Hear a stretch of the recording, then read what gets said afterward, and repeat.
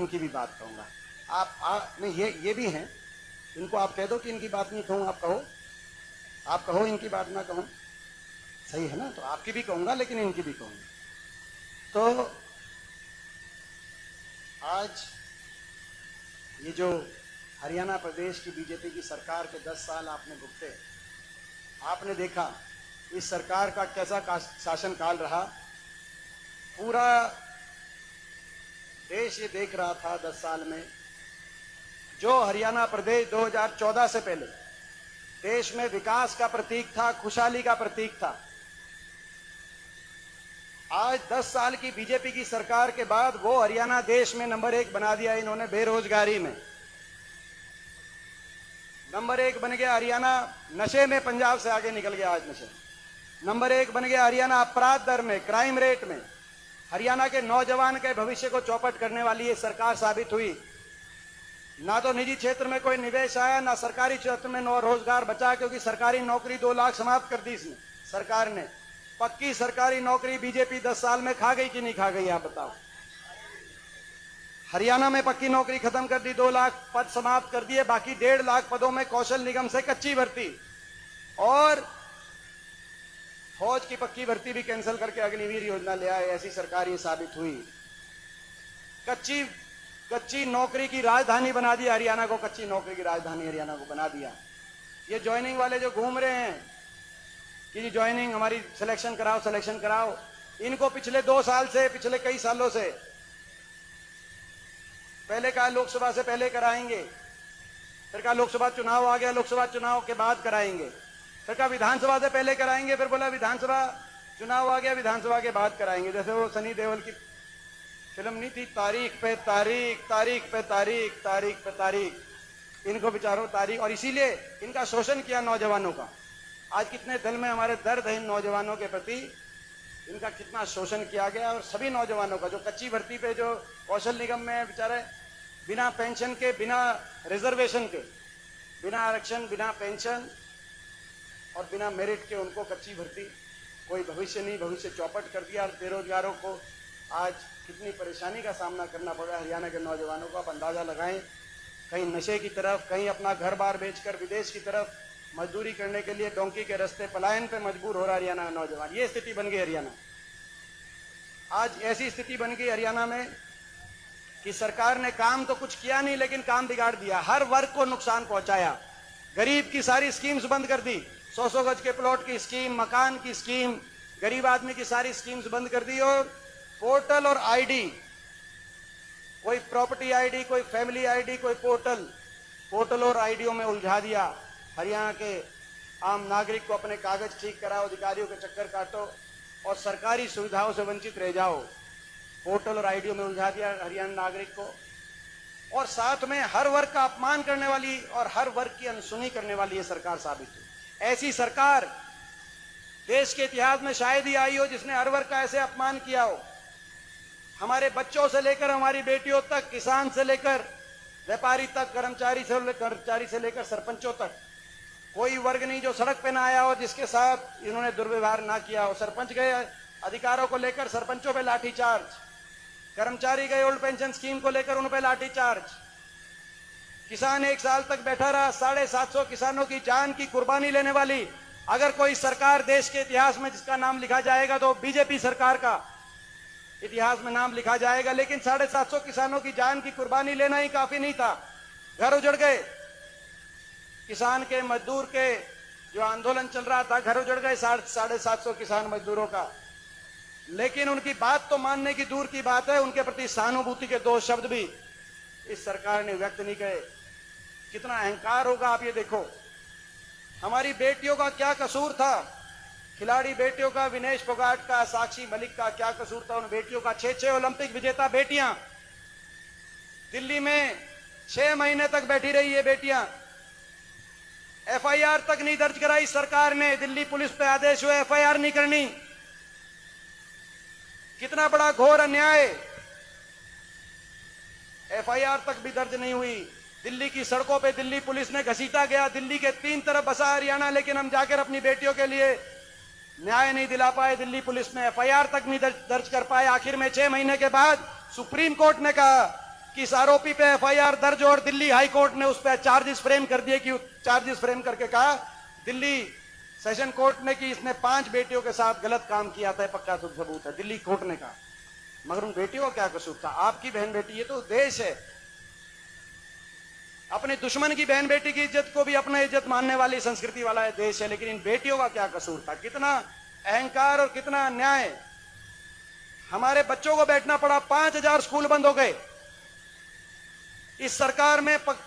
स्कूलों में शिक्षकों की भर्ती 10 साल तक हुई नहीं और सरकारी स्कूलों को बंद करके 5000 स्कूल मर्ज और बंद करने का काम हुआ। जिन स्कूलों में गरीब का बच्चा जाता है, एससी समाज, बैकवर्ड समाज, छत्तीस बिरादरी का, गांव का, किसान का बच्चा जिन स्कूलों में पढ़ता है, 5000 स्कूल बंद कर दिए। और छोटे छोटे बच्चों को पहली से 5वीं क्लास तक बच्चों को 500 स्कूलों के आगे धरने चले। हिसार में कई गांव के अंदर धरने चले, आपको याद होगा, मैं भी बहुत धरनों पे गया था कई गांवों में। स्कूलों को, बच्चों को 2-2 महीने धरनों पे, छोटे छोटे बच्चों को, कि हमारा स्कूल बंद मत ना करो, और सरकार के मन में दया का भाव नहीं उठा।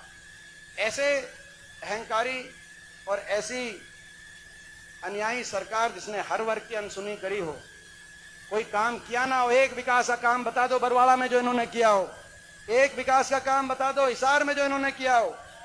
एक हिसार में ये जो एयरपोर्ट, हमारे समय की मंजूरी का वाला एयरपोर्ट में फ्लाइट तो अभी तक उतरी नहीं,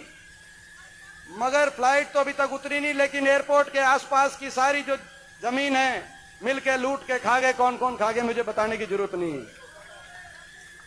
आपने देखा होगा जब रिपोर्ट गई हरियाणा से कि हरियाणा की सरकार से लोग नाराज हो गए, हर वर्ग नाराज हो गया, बीजेपी की सरकार को बदलने का मन बना लिया, तो बीजेपी हाईकमांड ने इलेक्शन से 1 हफ्ते पहले क्या किया? अपने मुख्यमंत्री का चेहरा बदल दिया।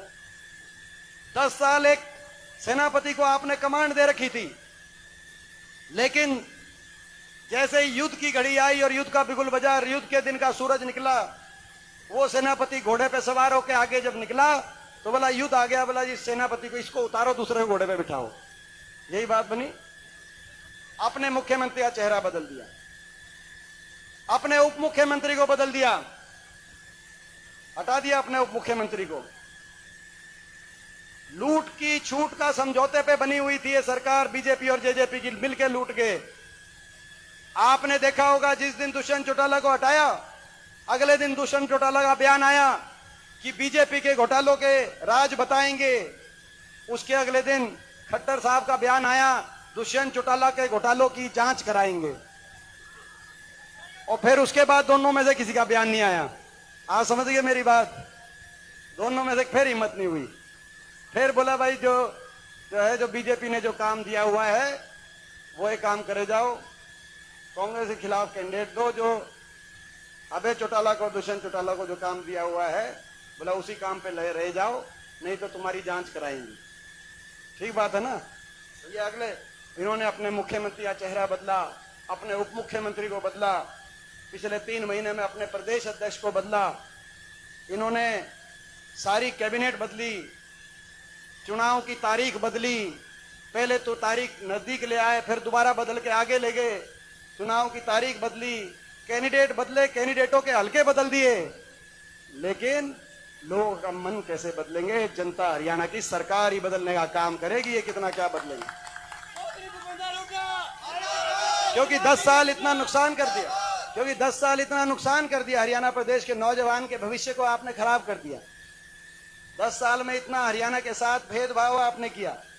एक कोई विकास की परियोजना हरियाणा में, कोई एक बिजली पैदा करने का वो थर्मल कारखाना, कोई एक विश्वविद्यालय, कोई 1 इंच मेट्रो आगे लेके आए हो, कोई एक औद्योगिक आपने क्षेत्र की स्थापना कराई हो 10 साल में, कोई एक आगे बढ़ाने का काम किया हो, किसी एक वर्ग का मान सम्मान किया। और अहंकार इतना कि बाबा साहब भीमराव अम्बेडकर जी के संविधान तक पहुंच गए और लोकसभा चुनाव में क्या कहा कि संविधान को 400 पार का नारा हम देते हैं कि संविधान को तोड़ेंगे, मगर लोगों ने इनके घमंड को तोड़ दिया और अल्पमत की दिल्ली में सरकार बनी। जैसे चंडीगढ़ में अल्पमत की सरकार चल रही थी, दिल्ली में भी अल्पमत की सरकार है, दिल्ली में भी अल्पमत की सरकार बनी, क्योंकि जो घमंड बाबा साहब के संविधान तक जो घमंड पहुंच जाए, लोगों ने कहा इस घमंड को हम तोड़ेंगे और जय संविधान के नारे को नहीं झुकने देंगे। और इसीलिए जब हम सारे सांसद गए संसद में तो सारे सांसदों ने, हम लोगों ने, कांग्रेस पार्टी के सांसदों ने जाते ही अपनी शपथ के साथ नारा लिया, जय संविधान। लिया था कि नहीं लिया था जय संविधान?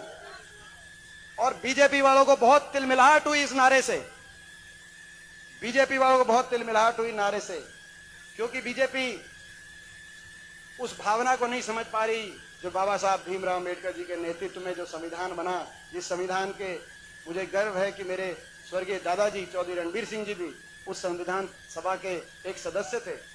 उस संविधान की भावना को बीजेपी नहीं समझ पा रही, जिसमें हर वर्ग के अधिकारों को सुरक्षित करने का काम जिस संविधान में किया है।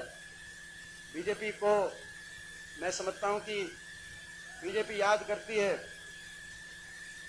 गरीब आदमी को याद करती है चुनाव के समय, मगर कांग्रेस की विचारधारा गरीब को गणेश मान के चलने की कांग्रेस की विचारधारा, ये फर्क आपके सामने। हमारे राष्ट्रीय अध्यक्ष मल्लिकार्जुन खड़गे जी से लेकर हमारे प्रदेश अध्यक्ष चौधरी उदयभान जी तक, और पिछले 5 प्रदेश अध्यक्ष हरियाणा में अगर रहे हैं तो ऐसी समाज से कांग्रेस पार्टी के रहे हैं, कांग्रेस पार्टी का संकल्प। तो ये आपने देखा, जय संविधान के नारे को जैसे ही बोला, हम हमारे सारे सांसदों ने बड़ी तकलीफ हुई, और तकलीफ हुई तो स्पीकर साहब ने कहा कि जय संविधान नारा नहीं बोलना चाहिए।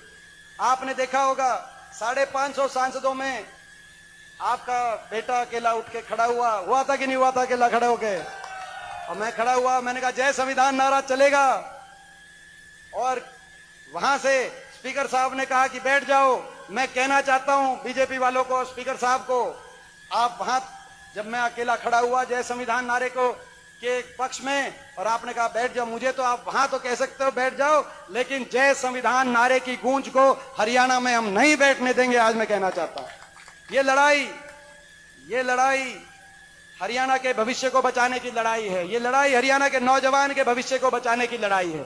ये लड़ाई बाबा साहब भीमराव अम्बेडकर जी के संविधान को हरियाणा में बचाए रखने की लड़ाई। ये लड़ाई जय जवान जय किसान के नारे की गूंज को हरियाणा में बचाए रखने की लड़ाई है। ये लड़ाई जय संविधान के नारे की गूंज को हरियाणा में बचाए रखने की लड़ाई है।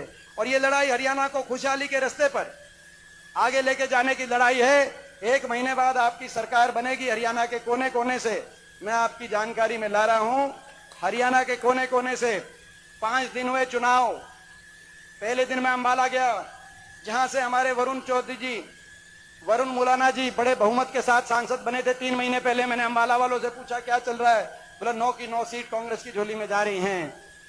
उसके बाद मैं गया जुलाना में, विनेश फोगाट के हमारे नामांकन पे, मैंने सोनीपत लोकसभा में आती है सीट, मैंने सोनीपत लोकसभा वालों से पूछा क्या चल रहा है, जहां से पंडित सतपाल ब्रह्मचारी जी बड़े बहुमत के साथ अभी चुनाव जीते थे, उनका सोनीपत की 9 की 9 सीट कांग्रेस की झोली में जा रही हैं। उसके बाद मैं सिरसा गया, जहां से हमारी बहन शैलजा जी बड़े बहुमत के साथ, एक प्रचंड बहुमत के साथ, लगभग 3 लाख प्रचंड बहुमत के साथ, वहां से अभी जीती थी 3 महीने पहले।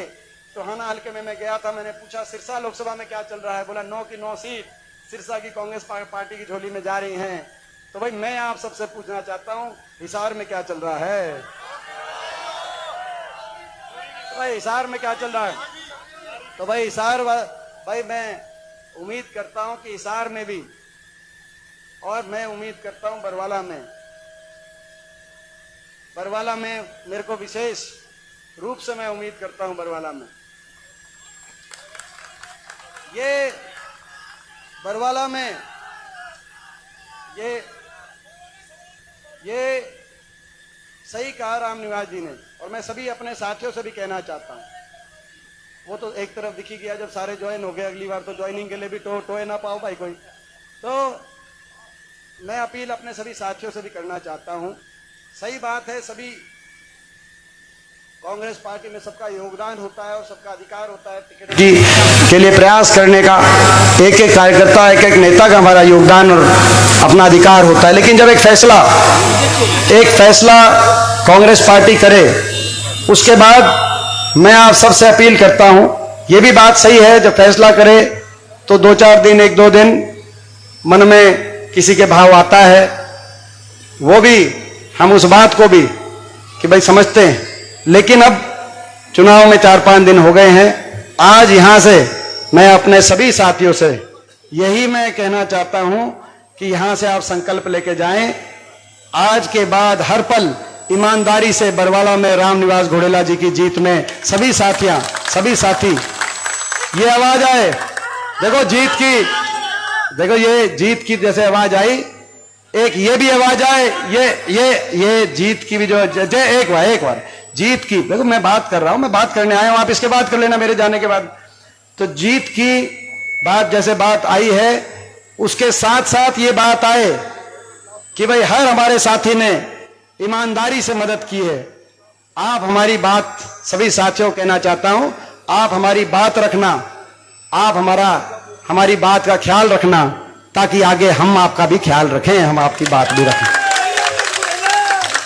तो ये सभी साथियों को मैं कहना चाहता हूं, ऐसा सभी साथियों से मैं आग्रह करना चाहता हूं। रामनिवास घोड़ेला जी जो चुनाव लड़ रहे हैं, रामनिवास घोड़ेला जी चुनाव नहीं लड़ रहे, दीपेंद्र हुड्डा चुनाव लड़ रहा है, ये मैं आज आपके बीच में कहना चाहता हूं। एक वोट जो रामनिवास घोड़ेला जी को जाएगी, वो एक वोट दीपेंद्र को जाएगी, वो एक वोट हरियाणा में हुड्डा सरकार लेके आएगी। तो ये चुनाव, ये हमारा सबका चुनाव है, ये चुनाव हमारा सबका चुनाव है। बरवाला हल्के ने ठाना है, हरियाणा में हुड्डा साहब के नेतृत्व में कांग्रेस को लाना है और रामनिवास घोड़ेला जी को बड़े बहुमत से जिताना है। और भाई तो ये सरकार आपकी बन रही है हरियाणा में, और हम संकल्प लेते हैं सरकार बनते ही कुछ काम करेंगे। सबसे पहली कलम से बड़े बुजुर्गों को देश में सबसे ज्यादा 1 महीने के बाद कितनी पेंशन मिलने जा रही है? 6,000 बुढ़ापा पेंशन। उसके साथ साथ किसान को एमएसपी गारंटी, कर्मचारी को ओल्ड पेंशन स्कीम, गरीब को दोबारा से महात्मा गांधी ग्रामीण बस्ती योजना में 100 गज के प्लॉट की स्कीम, जरूरतमंद को 3.5 लाख तक की आर्थिक सहायता से इंदिरा आवास योजना के मकान दिलवाने का हम काम करेंगे। हमारी माताओं और बहनों को जिनके बुढ़ापा पेंशन की जिनकी उम्र नहीं हुई, ऐसी हमारी घर में, क्योंकि घर चलाती है हमारी माताएं बहनें, हमारी माताओं और बहनों को हर महीने 18 साल से ऊपर की माताओं बहनों को 2,000 रुपए की अलग से महालक्ष्मी पेंशन दिलवाने का हम काम करेंगे। माता और बहनों को, जो सीधा इनके अकाउंट में जाएगी, माता और बहनों को 2,000 रुपए की पेंशन, ये अलग से जो कांग्रेस की सारी सरकारों में हुआ है। और महंगा कमर तोड़ महंगाई की कमर लगाते हुए 300 यूनिट बिजली में राहत और 500 रुपए में गैस का सिलेंडर दिलवाने का हम अपनी माताओं बहनों को काम करेंगे। नौजवानों को 2 लाख पक्की सरकारी नौकरी जो इन्होंने पद समाप्त कर दिए, और जो ये पेंडिंग भर्ती है, इस पेंडिंग भर्ती को जिनको तारीख पे तारीख मिल रही है, ये पेंडिंग भर्ती को ये कह रहे 1 महीने में, उससे भी पहले हम ज्वाइनिंग इनको दिलवाने का काम करेंगे, ताकि सरकार बनते ही और भाई ये और बाकी भाई बरवाला हल्के से मैं ये उम्मीद रखते जाता हूं, बरवाला हल्के से उम्मीद रख के जाता हूं अपने भाइयों से, छत्तीस बिरादरी के अपने भाइयों से मैं कहना चाहता हूं, ये मौका बार बार नहीं आएगा। ये मौका 10 साल के संघर्ष के बाद ये मौका आया है।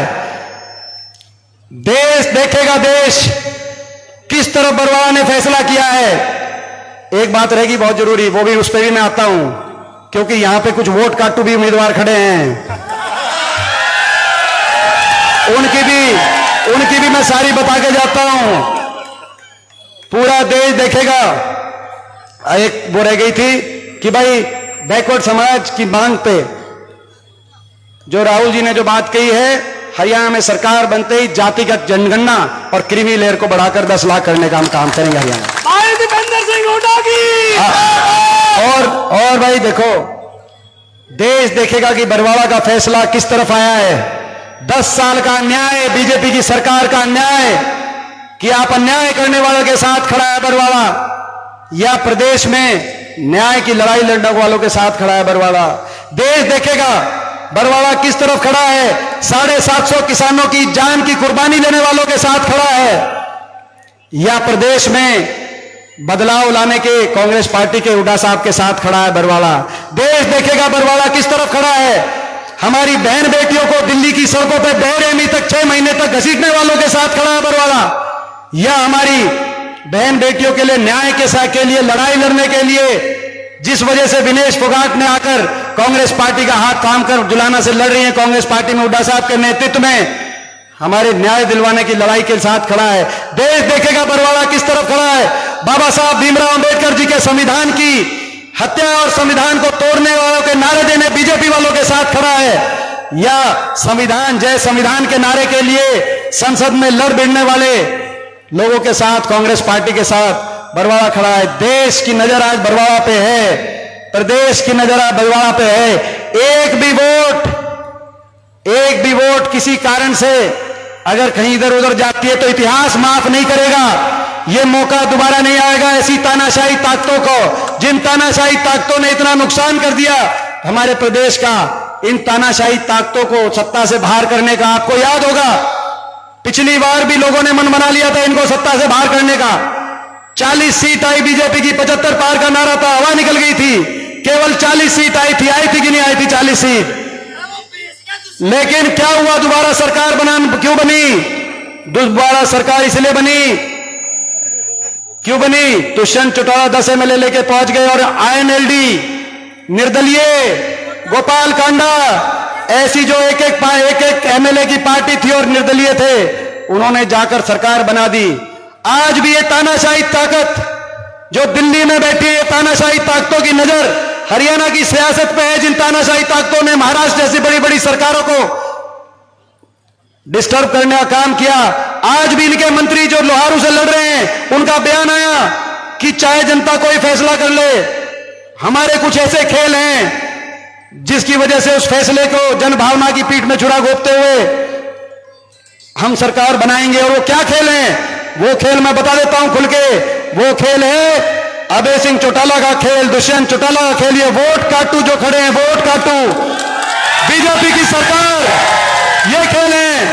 ये वोट काटू जो खड़े हैं, बीजेपी की सरकार को दोबारा बनाने की ताक में जो खड़े हैं, कैसे करके? जैसे पिछली बार अभय सिंह चौटाला को इस बात का दर्द नहीं है कि बीजेपी की सरकार क्यों बनी दोबारा, उनको इस बात का दर्द है कि दुष्यंत चौटाला की कैसे सीट आ गई, वो पहले कैसे पहुंच गया। ना तो तैयारी उनने भी कर रखी थी, एक सीट फालतू इनकी आती तो ये पहले पहुंच जाते। और आज मिलकर लड़ रहे हैं सिरसा में चुनाव, लड़ रहे हैं कि नहीं लड़ रहे? मिलकर चुनाव खुले तौर पर मिलकर लड़ रहे हैं। गोपाल कांडा, अभय सिंह चौटाला और भारतीय जनता पार्टी मिलकर चुनाव लड़ रहे हैं, साजिश और षड्यंत्र कर रहे हैं, जनभावना की पीठ में छुरा घोंपने की तैयारी कर रहे हैं। आपको याद होगा सिरसा की रैली में मैंने कह दिया था कि दुष्यंत चौटाला से समझौता तोड़ने का समझौता हो गया, चुनाव में इनको अलग उतारेंगे और अभय चौटाला को अलग उतारेंगे। और वही काम आपके सामने हो रहा है। अपनी आंखों पे धूल, आपकी आंखों पे धूल झोंकने की कोशिश हो रही है। आज हरियाणा ने जन मन बना लिया, हरियाणा के लोगों ने जन मन बना लिया है। फाइनल में आप पहुंच गए हो, लेकिन फाइनल में वैसी चीटिंग मत होने देना जैसी 2019 की रात को लोकसभा चुनाव में जो मेरे साथ हुई, या जैसी विनेश फोगाट के साथ फाइनल में आप पहुंच गए हो, मगर ये बीजेपी वाले साजिश रचते हैं जैसे मेरे साथ रचा गया, जैसे हमारी बहनों के साथ रचा गया, ये साजिश आपके साथ भी रचना चाहते हैं। ये जो वोट काटू हैं, खुली चुनौती मैं दे रहा हूं। मैंने एक चुनौती दी थी कि दुष्यंत चौटाला की पार्टी की जमानत नहीं बचेगी, इन्होंने इतना विश्वासघात किया। आज आप कहो तो मैं एक और चुनौती दे दूं, ये वोट काटू जो ये पार्टियां, चाहे वो अभय चौटाला है चाहे दुष्यंत चौटाला है, हरियाणा की जनता इस बार बीजेपी के साथ इनको भी साफ करने का काम करेगी। तो भाई ये समय समझदारी से समझ, नहीं तो मैं आपको एक बात बता रहा हूं, एक बात आप सबको बता रहा हूं, अगर ये धोखा इस बार हो गया, किसी को कोई वहम नहीं रहना चाहिए। ये अगर धोखा इस बार हो गया, इतिहास आपको हमको माफ नहीं करेगा, क्योंकि ये जो, तो भाई ये मौका चुकोगे तो नहीं बरवाड़ा वालों, बताओ भाई, एक किसी के धोखे में तो नहीं आओगे बरवाड़ा वालों। एक एक वोट जो रामनिवास घोड़ेला जी को जाएगी, वही एक एक वोट आपके भाई दीपेंद्र को बनाएगी। ये मैं आज कह के जा रहा हूं। आज भाई ये मेरा संदेश पूरे बरवाड़ा में सबके पास संदेश पहुंचा देना। ये रामनिवास घोड़ेला जी नहीं लड़ रहे, ये दीपेंद्र के भाई लड़ रहे हैं। यहां से चुनाव ये पहुंचा देना संदेश। आपका बहुत बहुत धन्यवाद। जय हिंद।